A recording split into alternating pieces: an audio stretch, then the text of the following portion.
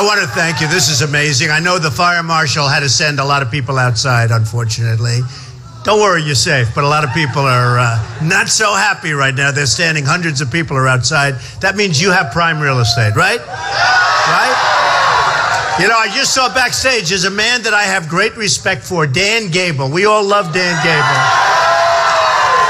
And I mean, I watched his whole career, and I used to wrestle a little bit. I wasn't too good at it. And I tell you what, I watched his whole career, and he was just amazing. Years and years without being defeated, and Olympic gold medal, and one of the truly great guys. And I just said, Dan, come down. At least we have to introduce him. Where's Dan Gable? Come on up.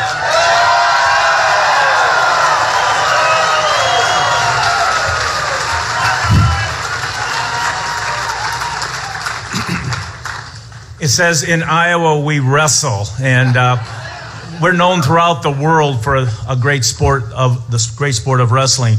You know, I'm here on actually probably more on behalf of wrestling because this guy actually wrestled, and I knew that. And but morally, I'm here for like an education purpose, just like you are. You know, a lot of you are probably already committed to him, and you want to go that way for sure. And you know, I'm here to get an education to hope to be able to change hats and put the wrestling hat on. And even though it represents Trump, I'd like to put this Trump hat on as well. So, but I appreciate you having me here. It's my hometown. I love it. I really, I've been a guy that went from Waterloo, Cedar Falls to Ames and then to Iowa City. So I've been around the state, and I'm very happy to be kind of neutral. But at the same time, you know, I'm looking for that quote is unbelievable. Make America great again. So thank you. Thank you, Dan. That was great. And Shawn Johnson, who I love. You know, Shawn Johnson's another great champion, and we love Shawn. And just have a great feeling for Shawn. So we're going to see her one of these days very soon. She wants to come around. So, ladies and gentlemen, I really, here we are at the middle of the day, and people are working, and a lot of people aren't working in this country, however, but people are working here. And, we had some tremendous news, and somebody said, oh, you mentioned the polls a lot. And when you're number one, you mention them a lot. And the reason other people don't mention, because nobody's number one. We're number one. And we had some great ones come out this morning, and one last night. A morning consult, we're at 33. I think might even be 35. And I think we're about 18 points ahead of anybody else, that's a lot. That's one of those deals, if you had a certain country where they say you can call for the election, we say, I want the election tomorrow, right? And Reuters at 32, we're way ahead of everybody. And then three of them came out early this morning, and they talked about them on all of the networks. They were really surprised. Florida, we love Florida. Florida, I was at 21, I went up to 28. We're killing everybody. We're winning by many, many points. And don't forget, you have a sitting senator and an ex-governor in Florida, and we're beating them by many. When you're 28, 29, that's a lot. Especially, when you think you have 16 people in the race. You had 17. One did sayonara. And now you have 16. So you have 16 people in the race. And when you get almost 29%, that's pretty good. And so that's Florida. Pennsylvania beating everybody. Pennsylvania just came out. And these are the big ones. These are the big polls and the respected polls. And Ohio beating everybody, 23. We're beating the governor of Ohio, who's a nice guy, by the way. I don't know, maybe there's a mistake, because actually the governor of Ohio is a quality guy, and he's doing a good job. But we're beating everybody by a lot in Ohio. So, I love what I see. We're having such a great time. We went on Meet the Press. It was very interesting. Anybody see it on Sunday? And Chuck Todd, who's a very good guy, but he asked me a question. Are there any reasons for which you'd get out? Is there any possible? I said, honestly, Chuck, I'm not a masochist. And I went through and I read something, and I said, I'm not, if I were doing badly, I guess I'd get out. I mean, if my polls went down to nothing, and if you guys weren't all calling, wanting interviews, because, you can always tell how you're doing, because, like, the level of calling for these shows. And then they want to do gotcha, constantly. You do 400 interviews. You answer one question a little bit. So he said, well, is there any way? I said, honestly, if I did terribly, and all of a sudden next day headlines, Trump may get out. In other words, he may. I said, I didn't say that. I said, in fact, my wife said, I'm not going anywhere. You better believe it. He knows Trump. You've got the same mentality, right? We're not going anywhere. But I watched the politicians. They're at 1. I watched one of the politicians the other day. He's at 1. No chance. In fact, I think he's going down to 0. Would you get out? Absolutely not. We're in it to the end. Now, he's going to cancel out next week. But honestly, that's called politico speak. When you do that, and when you talk that way, it's really easier, because there's no story. So if he would have said, well, I'm thinking about it, I'm not doing well, of course nobody would have written that story anyway, because nobody cares. So politics is interesting, and I was never a politician before. For 3 months I've been a politician. And for 3 months we've been number 1. They used to say, well, Michelle Bachmann, nice woman, Herman Cain, good guy, but they were there for a week. And you know all about Michelle Bachmann, right? She won your straw poll, which you don't have anymore, right? Tells you. But she's a very nice woman, and Herman's a great guy. But they always say, well, they were there, but they were there for a week. We've been there for now 3 months, more than 3 months. So it's good. It's good. But we talk about political speak, and I went through this process because to me, it's very interesting. Politicians are all talk, no action. They don't get it done. And by the way, I am funding, as Sam told you, I'm funding my own campaign. I'm putting a fortune. I'm spending a lot of money. Not as much as I thought, because frankly, I'm getting so much publicity, I don't have to advertise so far, right? In fact, they did a piece in the Washington Post, and they said Trump has spent like $2 million, or whatever the number is that they used. But they said it's brilliant because he's leading and he spent less than anybody. That's like Charles O. Finley. Do you remember Charles Finley? The Oakland A's. He won the World Series like 3 times in a row, and he had the lowest payroll in baseball. Isn't that brilliant? To me, that's good. But to me, it's also maybe being a businessman. It's being a businessman. And if you're covered a lot, the last thing you want to do is now you see Trump is covered, bum, bum, bum, all over the programs, and then we put an ad in, right? Who the hell wants to see an ad? You OD on Trump. That's no good. I can't have that. But you call it politico speak. And I went through this process because to me, it's very interesting. Politicians are all talk, no action. They don't get it done.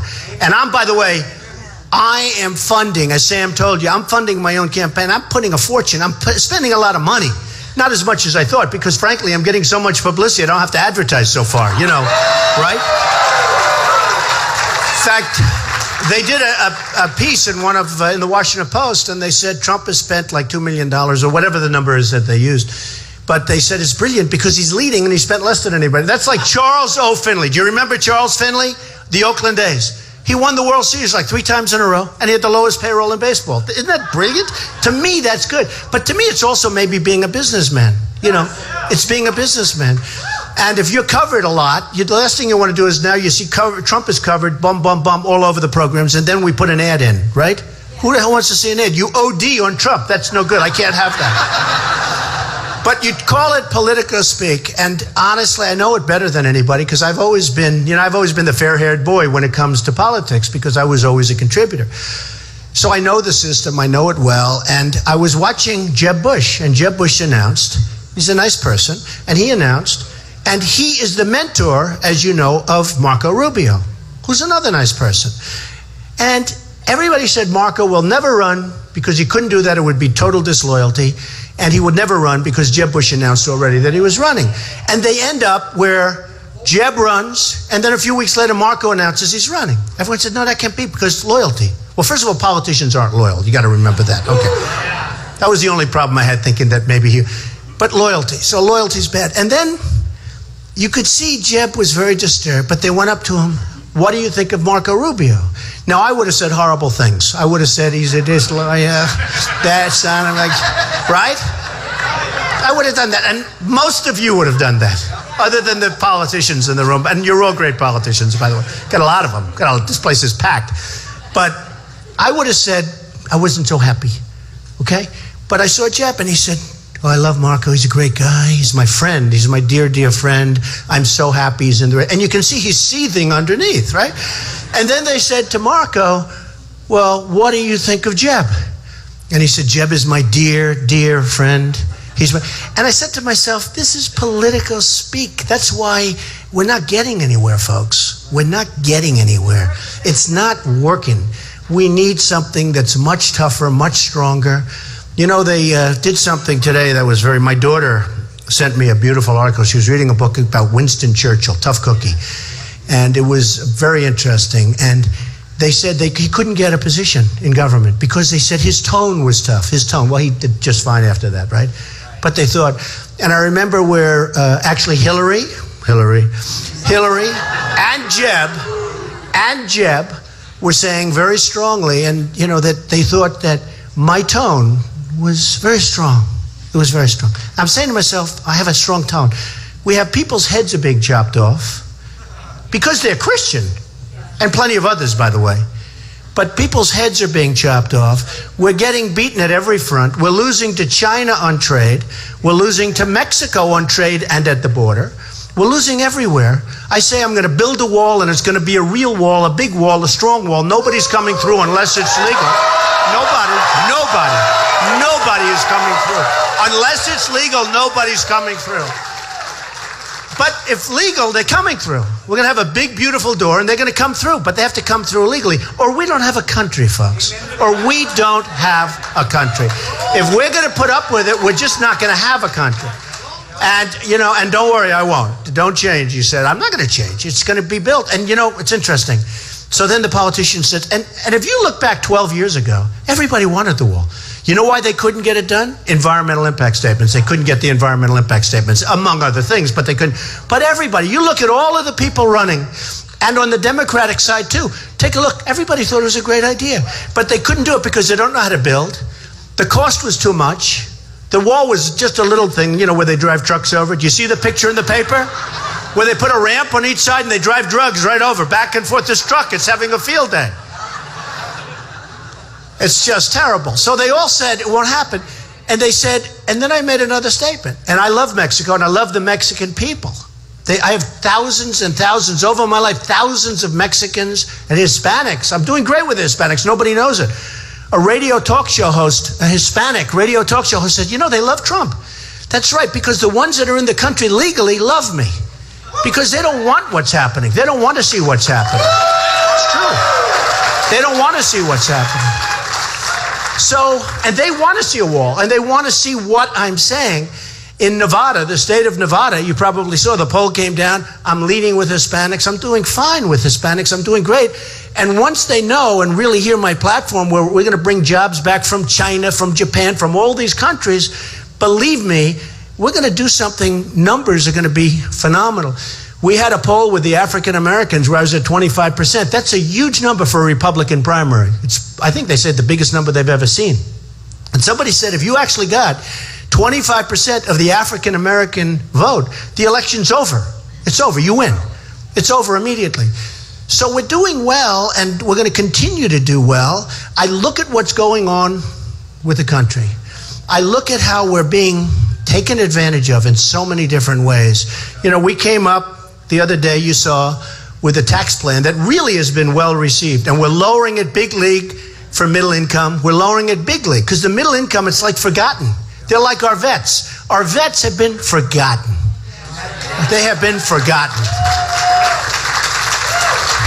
And we're going to take care of our vets. We're going to build our military bigger, better, stronger than ever before. Ever before. Ever.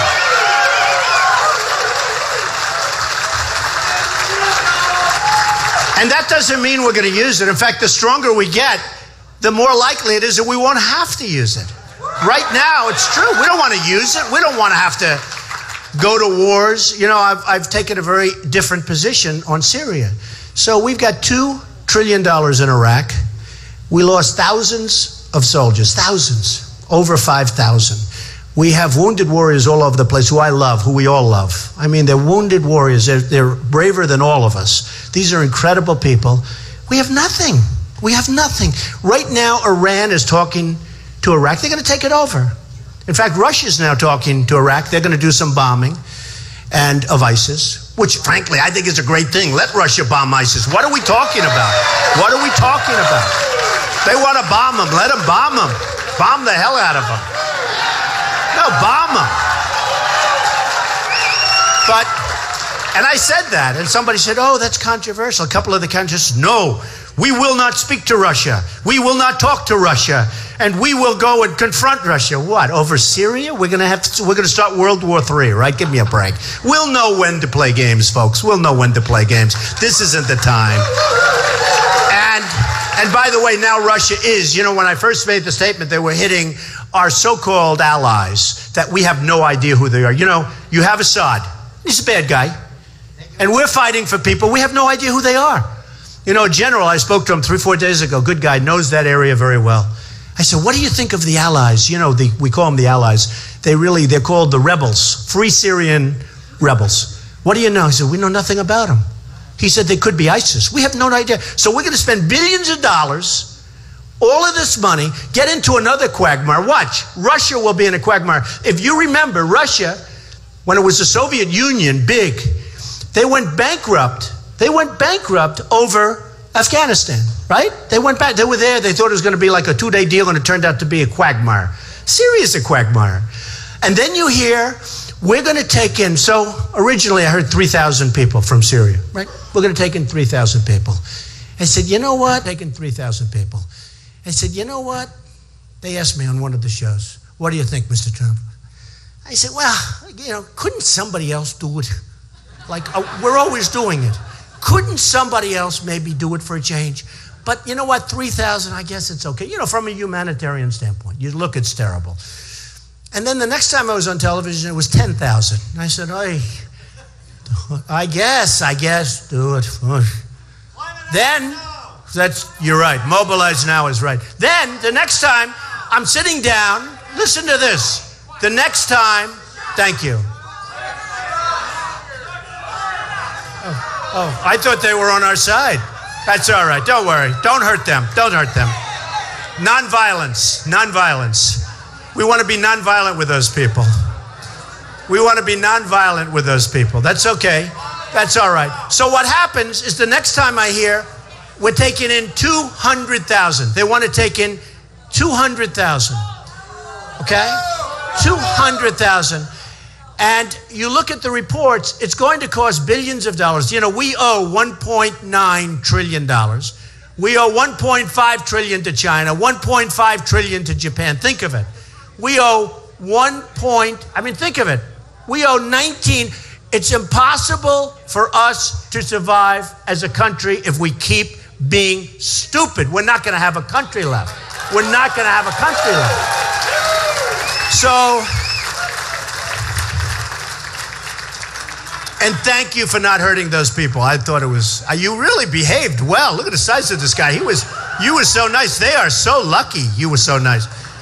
Thank you very much. That's good. Nonviolent. Every once in a while we talk about nonviolence, right? You're surprised to hear that from Trump, aren't you? But we have now, so we have 19 trillion in debt. We have to get rid of it. We have to start at least knocking the heck out of it. And to bring these 200,000 people in, 200, that's like an army. Maybe that's it. Because I look and I see the migration, which is sad. But then I look and I keep looking. I said to my wife the other day, I said, I don't see too many women there. I don't see that many children. I see really strong-looking men. They look like Dan Gable, okay? And even younger. But I see all these young, strong men.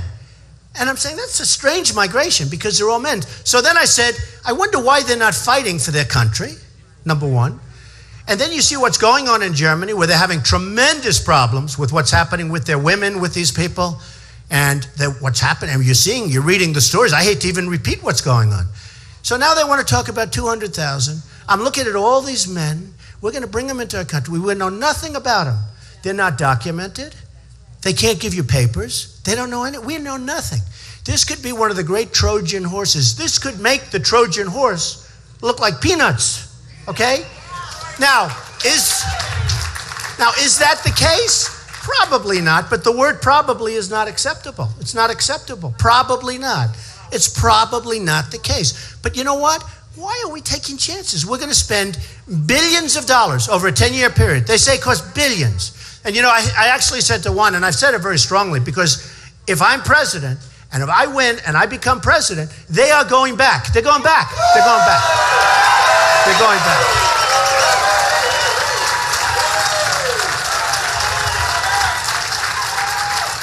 And one of the talking heads on one of the programs, you know, these talking heads, they get paid a lot of money. They don't know what they're doing. Don't forget, they're the ones that said, he'll never run. Then they'll say, he never files his financial. He won't do it because maybe he's not as rich as people think. And it turned out I'm much richer. I did file them, and I filed them on time. It turned out they said, oh. Then they're saying all sorts of things. Well, he won't last long. So when I started, I went to 8, and they said, he plateaued. Then the next week, I went to 16, right? And they said, oh, well, but that's a plateau. Then I went to 20 to 24. I mean, we had a poll today. I think it's 35 or 34. It's crazy. I want a plateau now. I'm satisfied. Hey, you know what? We want a plateau. But, you know, you look at it and you look at the thinking that we have and the thinking that we have going on in the country and what's happening. And we have to run this country with heart, with tremendous heart, with tremendous heart. We're going to repeal Obamacare and replace it with something much better. Much better. Much better. I don't know. I guess you people know very well. You see your premiums are going up 25, 35, right? Right? They're going up 35%. One person was on the other day, 51% increase in premiums. Your deductibles, forget it. You might as well, you're going to be dead by the time you can pick up. The deductibles are so high. They're unacceptable. So you really don't even have insurance if you think about it. We're going to repeal it. We're going to replace it with something great. We're going to get rid of the boundaries. You know, I have thousands of employees in different states. If I go to one state, I can't really go outside of the boundaries. You know, they have an artificial line. We're going to take care. So, you know, it's sort of interesting. We're building a wall at the border, but for insurance purpose, we're taking those walls down. Because what it means, I never actually thought of that before, but we're going to do the opposite. But what it means, you don't get bids. I get like one bid. And they say, take it or leave it. Oh, we'll take it. You get no bids. You get no bids. You feel like a jerk. And what happens is when those artificial lines wrapped around New York State, and you know who's making a fortune with Obamacare? The insurance companies. They're making a fortune. Now, they would rather have that than have where they can bid on all 50 states. They can bid on 50 states and beyond 50 states. They can go anywhere. They would much rather have a monopoly in Iowa. They'd much rather have a monopoly in New York or South Carolina. I was in New Hampshire the other day. They want a monopoly there. Than have the right to bid where you have 20 people, 20, 40. The only thing the government should be involved with there is the strength of the company, because we want to know if there's a catastrophe, if there's a catastrophic event, if there's some bad times, that they are strong. Other than that, we don't want any involvement. We don't want any involvement. And you'll be able to have your doctor. Don't forget the 28 lies. 28 times President Obama said, you can have your doctor, you can keep your plan, you can do everything. It's a disaster. It's very unfair. And I actually said, why aren't you suing the country? Because Obamacare was a total fraud. The one bad thing, you know, as bad as it is, everybody knows what I'm talking about. Whose premiums have gone up? Everybody? Yeah, everybody. So everyone knows what I'm talking about. And I said, why isn't somebody suing? It's a fraud. Because it was sold based on a fraud. And even the Democrats, they don't want any part of it. They were sold, they were even convinced, some of these senators and all that had a vote, they were convinced that, you know, all of these things would happen. It was a total fraud, turned out to be. Remember the guy who did the plan? He turned out to be a liar, and he went to the class and he was bragging about how stupid the American people are.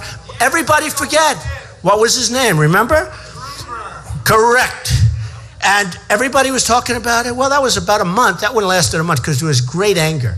But now nobody remembers him. But he was telling everybody, you know, what a bunch of dopes the Americans are. He was actually saying it, that he pulled the sheets over their eyes. And he bragged. Unfortunately, somebody was taping his conversation. You know, that's a killer. That's a killer. But, you know, for some reason, we have so many other problems, if you look, that we've forgotten about that. We've forgotten a little bit about Obamacare, how bad it is. But you're not going to forget soon because you see what's happening with your premiums. And when you get to 16, the next president has to be great. Thank you very much. No.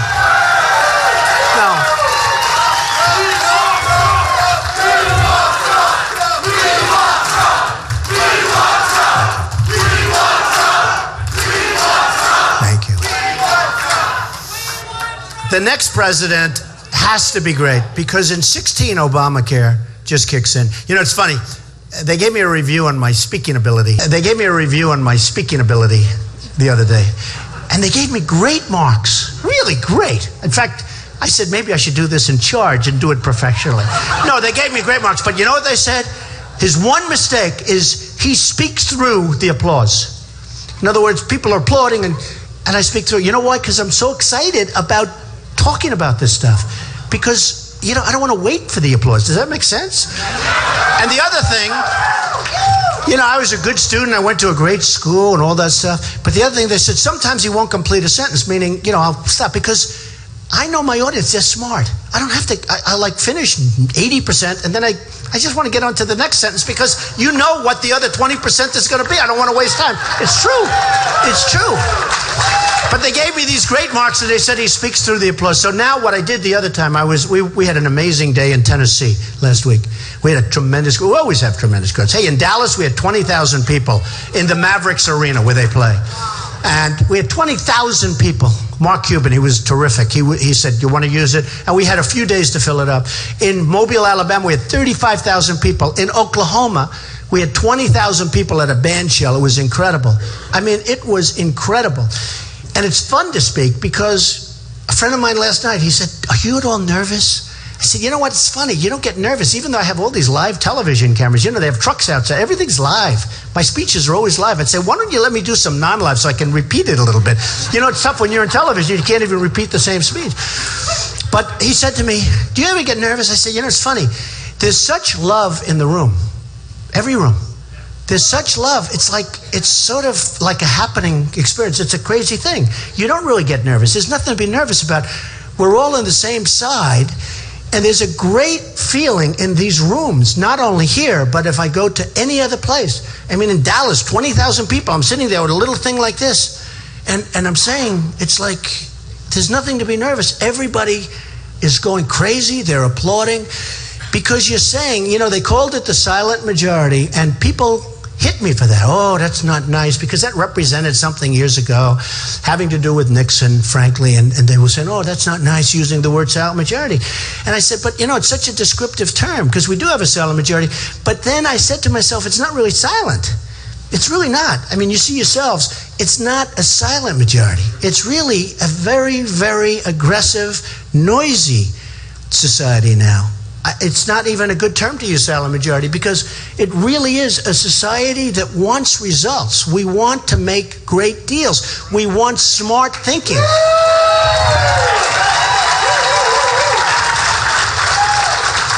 We want smart thinking. We have people in office that are being nice, incompetent, being less nice, they're stupid people, or they have another agenda. Now, I don't even think it's the other agenda. I mean, a lot of people in this room say there's another agenda because it can't be that. You know why? You say nobody can be that stupid, so it has to be another agenda. And a lot of you people would disagree. You'll say, oh, well, it is another agenda. I think they're stupid people, honestly. No, honestly. I really do. I just don't think they know what they're doing. I think our leader doesn't have a clue as to what's going on. I mean, when you look at the nuclear deal with Iran, I mean, give me a break. Look at the nuclear deal with Iran. You take a look at that deal and you say, wait a minute, they have 24 days. But remember, the 24 days doesn't start until a whole process, so it's much more than 24 days. Got to get a process, got to make all sorts of statements. So you got 24 days. Then you have another just to inspect. Okay? See, there was a case where I left the sentence off because I know everyone knows to inspect, so what do I have to say it for, right? Right? So I like my old way better because I don't have to finish that because everyone knows, right? So you have the 24 days. Now they have a new thing that just came out, and that's self-inspection. They're allowed to do self-inspection. Okay, Iran. So you have a guy saying death to America, death to America. We have people signing. We have a guy who's on a bicycle in a bicycle race, and he's our chief negotiator, breaks his leg, walks in with crutches. They say, what a jerk this guy is, with crutches. They say, what a jerk this guy is. But we give them back think of it. We give them back $150 billion. So now they're in Syria with soldiers because they have so much money. You know, 150 for them is a lot. For us, we waste that in 2 deals. No, it's true. But $150 billion, that's a lot of money. So they're going to be a world terror. They're going to be a real world terror. They're going to have nuclear weapons. Because after the 10 years, they're not going to wait that long, but after 10 years, everyone agrees it's really going to be open season. And they're going to have a lot of things. Our prisoners, so one of the things, look, nuclear is so important. My uncle was a really great, brilliant guy. He taught up at MIT, Massachusetts Institute of Technology. He told me years ago, the power of what will be nuclear is going to be so devastating. And he's right. He was so right. It was a long time ago he told me that. So right. But you look and you say, okay, this maybe isn't the most important, but it's important psychologically. We have 4 prisoners, right? Now, we have 4 prisoners. It was 3. Since then, it's 4. But when this whole thing started, they've been negotiating this thing for years. Any deal takes that long to negotiate, and we gave up on every single point. It's no good. But it takes years. This could have taken a week. Somebody said, how long? 1 day. But give it a week. We've been negotiating this thing for years, and ultimately we kept walking away. We never walked away. We walk away from the points. We say, okay, you can have it. Here's us. Okay. Could we have this? No, absolutely not. Okay. This is us. We didn't win anything. We didn't win anything. Like a bunch of really dumb people, we didn't win anything. But you have the 4 prisoners, was 3, now it's 4. And at the beginning, not at the end, they should have said, listen, before we start the negotiation, we want our prisoners back. Not going to help you. You don't need them. We need them. We have a minister. We have a pastor. We have we have wonderful people there. They shouldn't be there. In the worst prisons, they say the worst prisons, we have wonderful people. And we should have said, we want our people back. Now, Kerry said he didn't want to complicate the negotiation. Think of it. Think of it. All you have to do is say, folks, before we start, here's me. Who would be better at this, me or them? Huh?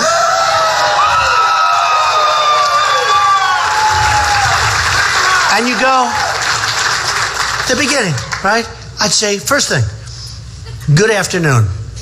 Maybe I wouldn't say that because it's just a waste. Honestly, it's a waste of time. You ever see these guys, they walk in, oh, it's beautiful weather. Isn't it, Donald? Beautiful out, raining. Oh, it's raining. How the Yankees doing tonight? Who cares, right? Who cares? We want to get to business. So the first thing you say is very simple. Fellas, we want, all fellas, by the way, I hate to say to the women, they haven't figured out that women are smarter than men. They haven't figured. It's going to take them another 150 years. And 150 years from now, they'll be doing it really right. But they are. The Persians, great negotiators. Great negotiators. The Iranians are great negotiators. Great. Always been known for it. I don't know, why somebody would say, oh, that's not politically correct to say that. Just sort of happens, it's okay. But they're great negotiators. You say at the beginning, fellas, we want our prisoners back. You got to do it. Before we start, we want our prisoners back. Now, if you had the right messenger, immediately they'll say, okay. If they didn't say okay, what you do is you get up and walk, you double up the sanctions, and they'll call you, I guarantee, probably within 24 hours, but certainly within a week or 2, and you get your prisoners back. That's the end of that, okay? But they didn't even ask for the prisoners. So now, 2 days ago, I'm reading the paper, and I see what they want. They're now willing to open negotiation. We just gave them everything and $150 billion. Now they're willing to open negotiations for our prisoners. But they want 19 prisoners that we have. And they want other things. And the statement was, we want 19 prisoners and we want many other things. Oh, how stupid are our people? It's so embarrassing. They want, I'm looking at one man, he's ready to faint up here because of this. He can't take it. Is that right? Look at him. Oh, he's got a Donald Trump shirt on. I love this guy. He says, you're fired. I love this guy. No, he's taking it. You got to see as I'm talking, he's going, oh. And he's not at all faint. He's a strong cookie. I look at him. I don't want to fight him. But it's just driving him crazy because he can't understand it. Neither can I. The incompetence of it all. So they want now, supposedly, 19 prisoners. I'm not surprised. They want 19 prisoners and other things. I'm watching 60 Minutes and I'm watching some of the shows, and I watched their chief negotiator about a month ago. And I watched him. I said, man, he's too smart for our people. He's too smart for Kerry. He's too smart. He's too sharp. He was sharp. And they said, what do you think? Will you get along with America? He goes, well, America has got to come a long way before we agree to get along. America will come a long way and if they behave, and if they do what's right, in other words, ka-ching, ka-ching, ka-ching, I just see this guy. And I'm saying, we don't have the people, but I have the people. Oh, do I? I have Carl Icahn. You know Carl. I have the biggest, smartest guys. I have guys, I'll put them in charge of China. Carl, do me a favor. Watch over the China trade deal. I will tell you right now. Just go back to your homes, relax. We were going to do very well, okay? Very well. I have guys that are so great. I have the greatest negotiators. I know all of them. I mean, most of them. I know them from New York, from Wall Street. You know, we put political hacks in those positions. We put Carolyn Kennedy in that position. Japan, Carolyn Kennedy. I see them whining and dining on 60 Minutes. I was on 60 Minutes the other day. Anybody see me? That was the highest rated show. I was on with Putin. We looked very nicely together, right? Very nice. I was on with Putin. It was Trump and Putin. I don't know who got the ratings. One of us did, because it was the highest rated show they've had in a long time. But I watched Carolyn Kennedy, and I see that Abe, who's the boss of Japan. You know, Abe, I don't know if you know, Japan is back. They're doing this monetary manipulation, their currency manipulation, big league. They were the kings, now China makes them look like small time. Okay? But Japan is really back. And I see them whining and dining, Carolyn. That's not for her. It's not for her. Because her position over there, the ambassador, that's a very important position, especially with Japan and a couple of countries. You know, in certain countries, more important. She doesn't know anything about negotiation. And I see them whining and dining her state dinners. She's going to give up everything. I go to Los Angeles a few weeks ago. I see the biggest ships I've ever seen with cars coming in from Japan. Massive amounts of cars. And they're coming in like it's a Long Island Expressway off the phew. I'm going, wow, look at all those cars. And we sell beef. Some comes from Iowa. But you know what happens. They send it back, right? They send it back a lot of times. And sending beef back and forth doesn't work too well, right? I don't know too much about beef, but I know that. Not so good. It's called perishable.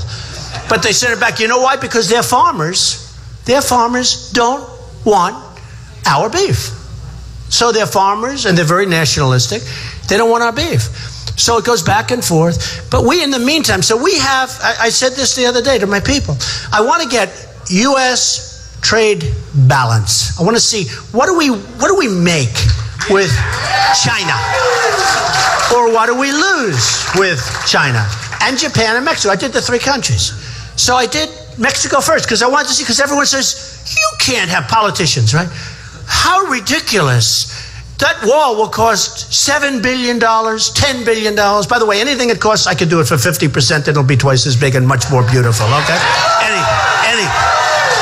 But I watch these politicians. A couple of them said to me today, because Rubio is very weak on immigration, very weak on illegal immigration. Bush is very weak. He said, remember, they come as an act of love, right? They're coming over. In the meantime, they're killing people. You know, it's your act of love. Act of love. Oh, just thinking.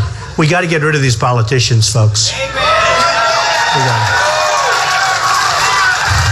So I said, what's the trade balance? How are we doing with Mexico? And the number was $45 billion a year we lose. $45 billion. We have and that doesn't include all the illegal drugs that come in, which is a much bigger number. That's probably bigger than the 45. And those drugs they go all over the place. Chicago, New York, all over. Los Angeles. You know, the liberals in Los Angeles love me. They all say, we want to vote for you because we're getting overrun by the illegals. You know, 50% of the new driver's licenses in Los Angeles are given to illegals. They're getting better treatment than our vets. Think of it. So I have guys that are heads of movie companies, and these are very liberal people. You know, these are the people that we read about. They're always endorsing, like Obama. You know, then they don't get invited to the White House to sleep there, and they're angry at him. You know, that's 90% of it. But these are people that aren't big for the Republican world, right? And they're all telling me, Don, they love you in L.A. They're all voting for you. Now, don't tell anyone I said that. But they're all voting for me. They're going to vote for me because they know what's happening. And they have a hard time with it psychologically, but they know what's happening. So Mexico, $45 billion a year. You mean to tell me I can't take $7 billion and build a wall? I know I can. In addition, we give Mexico billions of dollars. Billions of dollars. But the politicians say, like I'm some kind of a baby, you can't ask for that. How ridiculous. Why would Mexico ever think of paying $7 billion to build a wall? And I say, because they're making $45 billion a year, you idiot. It's unbelievable. No, it's unbelievable. So I said Mexico, $45 billion a year, okay? Trade imbalance, $45 billion a year. And by the way, Nabisco moving to, you heard about that. Nabisco leaving. I love Chicago. I love Chicago.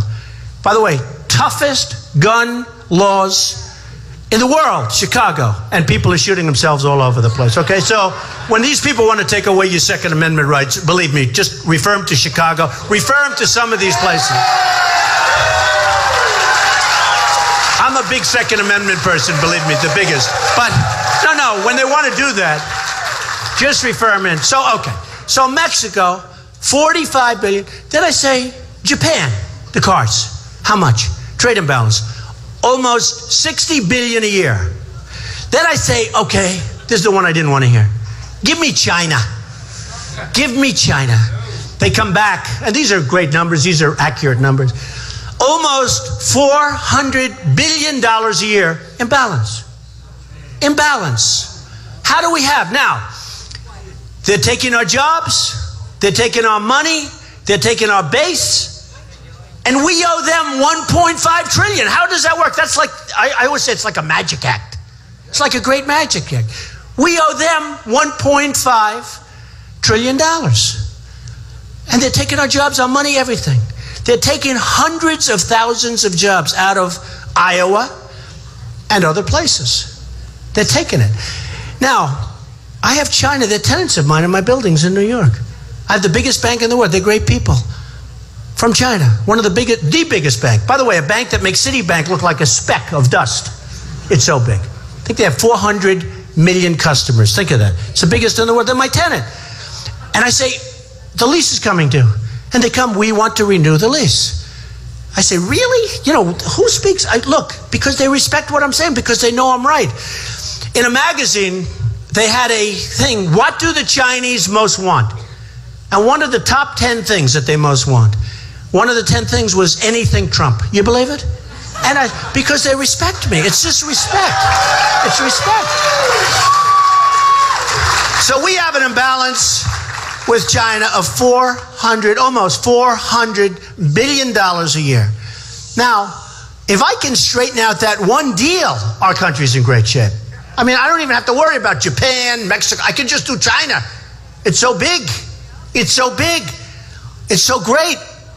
They have created, and I said this to another group, and they actually agreed with me, and these are very pro-China, and so am I. I get along great with the Chinese. Hey, look, they give me $25 and $50 million to buy apartments from me. Am I going to dislike them? No, I'm not. I mean, I have a great relationship. The funny thing is the United States does not have a good relationship with China, right? So we fight in Afghanistan, and Afghanistan has great mineral wealth. People didn't know that. Great mineral wealth. And you have tremendous mountains in Afghanistan. Ridges, mountains, and we're over here fighting, and on the other side of the big mountain, China is over there with excavators taking out the minerals. We're fighting, they're taking out the minerals. Who is the biggest purchaser of Iraqi oil? The biggest purchaser is China.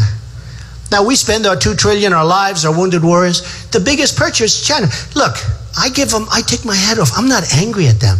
I'm angry at our leaders. I'm angry at our leaders for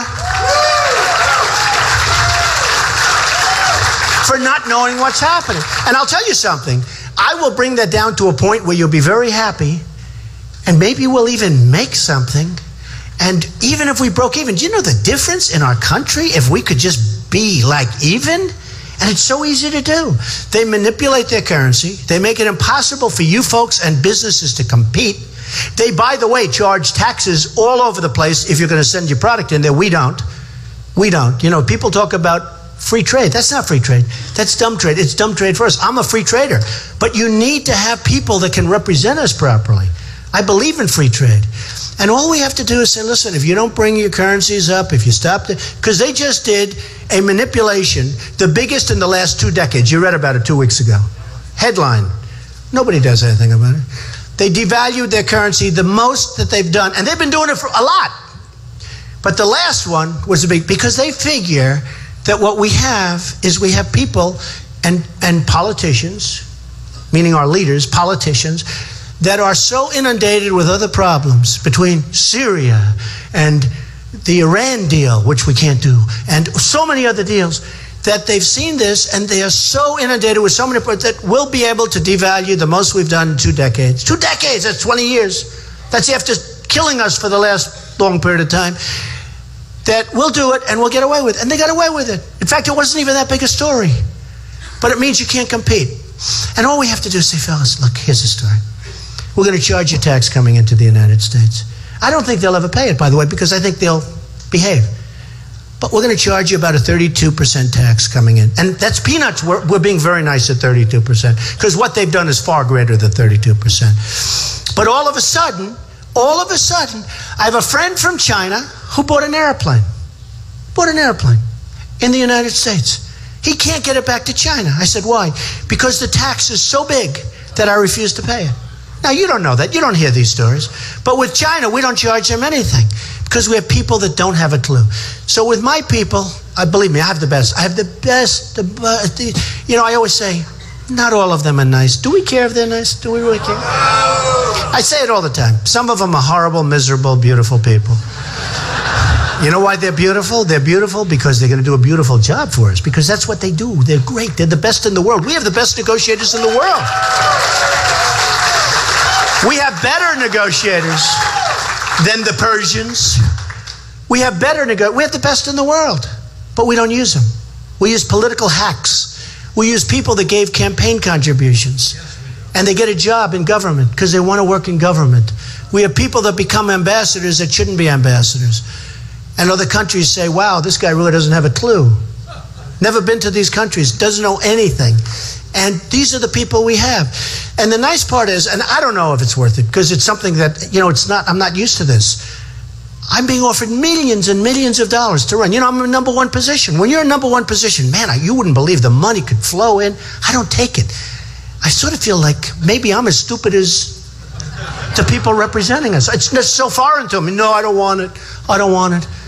I mean, I have people, we take the little tiny women sending in $7, $8, $100, $200. We take little contributions, because how do you send it back?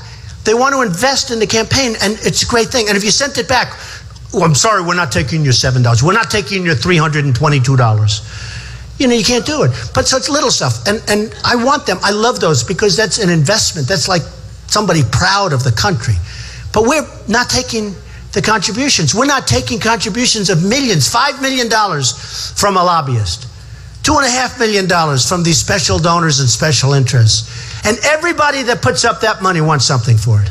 And it's not good for the United States. It's not good for the country.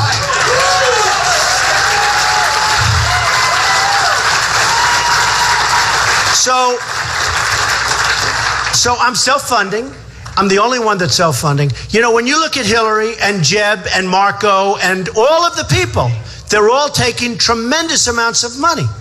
I mean, I had a case. It was a very bad thing. Club for Growth. You know who the growth is? Their wallet. That's the growth. Club for Growth. This group, they say, oh, we're a conservative group. They come up to see me in my office.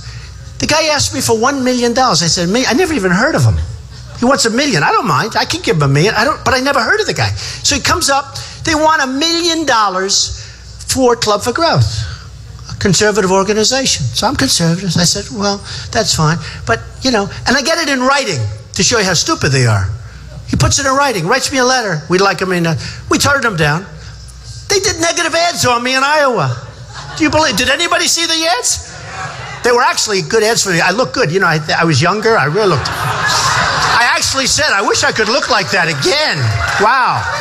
I didn't realize I was that good looking. No, they gave you these great ads. They said I raised taxes. My tax plan is cutting the hell out of taxes. In fact, if there was any criticism, it was that I cut taxes too much. But they said I raised taxes. I raised taxes. They came up with all Nonsense. And I don't know, I spoke with Chuck, I spoke to my people. They say nobody even talks about it. But think of it. They come to your office, you say very nicely, no. All of a sudden, they come out with a vicious letter they're against Trump. I guarantee you one thing. If I gave them $1 million, there's no ads, there's no nothing. So a lot of cases, when you watch television, and they have $300, $400 million out there, all of them. Not Club for Growth. I think I've really crippled them. I've really hurt them badly. They have been hurt very badly. They have been hurt very badly. In fact, I'm doing a book because Simon & Schuster, great company, came to me. They want me to do a book. You believe this? So I said, I'll do it. And they made a big payment. I'm going to give it to charity, all of it. Big payment, a lot of money. I mean, I feel stupid not doing it, if you want to know the truth. The last thing I wanted to do is a book. But I called the book. You know what it's called? I was going to say, the Make America Great Again book. It's too nice because our country's in trouble. Then I was going to say, Greatness in America. And I said, it's too nice. Then I had a photographer come up, and I said, do you think I should be smiling? And took this beautiful smile, and there was one picture that was just mean. I think he got me in it was a horrible, horrible, mean picture. Like a nasty-looking guy, no smum. I'm like this. And then I said, I read something, and it was so bad. I said, we're going to call it Crippled America, because that's what it is. It's Crippled America. And we're going to call the book. And I thought I'd have some, Simon & Schuster, big deal, right? The best, the Rolls Royce of the books. And I said, I think they probably won't allow that title to be used because it's a tough title, nasty title. And we're going to call it Crippled America. It's going to come out in 3 or 4 weeks. I'm so proud of it. I worked so hard on it. With everything else, I'm writing books. This was the last thing. But it was a lot of money that's going to go to charity. And frankly, I think the title is amazing. And I use that horrible picture of me. It's a horrible picture. And I talk about our country. I talk about the problems. I talk about the solutions. But the biggest solution is really smart people. That's really, if you get right down, because there's so many things, whether it's trade or military or this or that, there's so many different things. The borders. Dwight Eisenhower was a good man, right? Everybody liked him. They did a big operation years ago, big operation where they moved people out that were here illegally.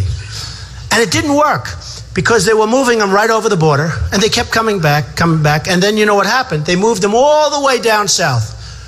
Hundreds and hundreds of miles away. Nobody ever came back. And nobody said Dwight Eisenhower was a bad person. He was a great humanitarian. He was a great general. But he was our president, and they did it. But we don't do things like that. Today we have Sergeant Bergdahl, a traitor. Right? Bergdahl. So Bergdahl was a traitor. 6 people died going after him. He left. He was a traitor. 6 people died going after him. Died. Killed. Young, incredible kids. Unbelievable people. Young people. 6 of them died. Now they get Bergdahl, and what do? They trade one traitor for the 5 guys that they most wanted for the last 10 years. Right? They got the 5 guys, and this is the way we negotiate. And then the other day, I'm hearing, normally, hey, 25 years ago, 50 years ago, 100 years ago, you do what he did, it's bing, and it goes quickly, right? It's called, you're dead. Treason. It's treason. You don't even hear that word. It's treason. So what do we do with Bergdahl? The other day I'm hearing, well, it's unlikely he'll serve any jail time. He wasn't feeling so good. Can you believe this? Can you believe this? Here's a guy who was a traitor where 6 people were killed looking for him. And don't kid yourself, a general and a colonel went to interview the people, the young men and women in his group. And they all knew before they made the deal that he was a traitor. That wasn't like, they made a mistake. I could almost understand that. We made a mistake. I wish we didn't do it. They knew that he left. So why would they make a deal like that? Why would they do it? So they're getting 5 people that they most wanted. We get this guy, and the other day I'm hearing that he probably won't even have to serve jail time. Our country is in serious, serious trouble. And I can only say this, if I get elected president, you are going to be, now, I know, I hear that a lot. I'll say if, because honestly, look, I'm running against a lot of different people, and who knows what happens. But so I have to say if, and I'd like to say when, but I don't want to be too braggadocious. Does that make sense? No. But look, you do. I mean, we have a long way to go. We have actually only 4 months now. Think of it, 4 months until we hit that big day, that special day that, you know where that starts? Right here. Right here. It starts right here. But if I get elected president, I will tell you that you folks, you're going to remember this day, but you folks are going to be so proud of our country. We are going to have so many victories. We're not going to have defeats anymore. We're going to have so many victories. We're going to be run really smartly. We are going to have a country that you're going to be so proud of. We're going to take this country back.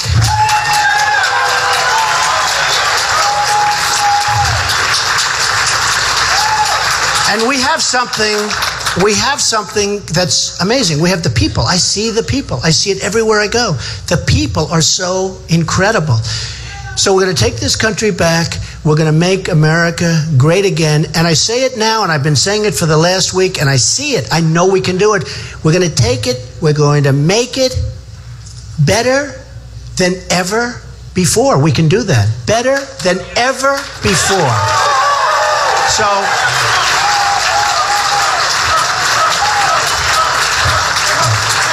So I just want to thank all of the people in Iowa. We're doing great here. We thank you. I love you too. But we're doing so great in Iowa, and I just want to thank all of the people. And I'll be here a lot over the next 4 months and beyond, by the way, and beyond. And we're going to do something really, it's going to be a beautiful thing to watch. And it's been a beautiful thing to watch because there is a movement going on. This is not just like people getting together.